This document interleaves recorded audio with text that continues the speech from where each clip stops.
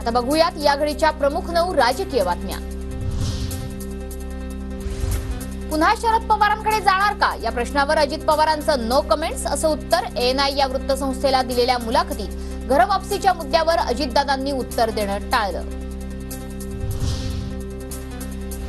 पवारांवर टीकेबाबत भाजप हायकमांड सोबत चर्चा करू। मोदींनी पवारांवर केलेल्या भटकती आत्मा या टीकेबाबत अजित पवारांची प्रतिक्रिया।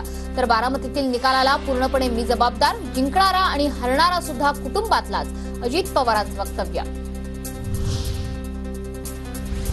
देवेंद्र फडणवीसांनी मला पहिल्यासारखं हलक्यात घेऊ नये, मनोज जरांगे पाटलांचा देवेंद्र फडणवीसांना इशारा।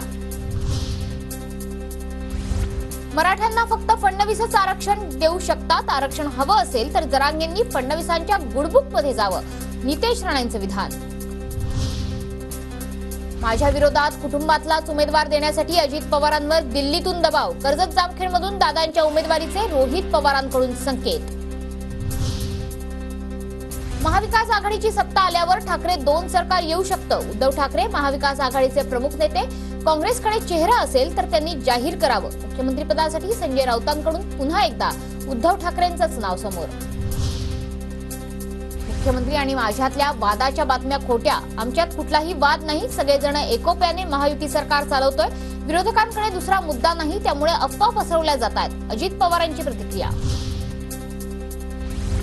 शिंदे आणि अजित पवारांमधला वाद हा टोळीतलं गँगवॉर, 3 गँगकडून महाराष्ट्राची लूट सुरू। कॅबिनेटमध्ये शिंदे अजित पवारांमध्ये फाईलवरून वाद प्रकरणी संजय राऊतांची टीका, तर शिंदे अजितदादांमध्ये वाद झाल्याच्या चर्चा निरर्थक, मुश्रीफांचा दावा।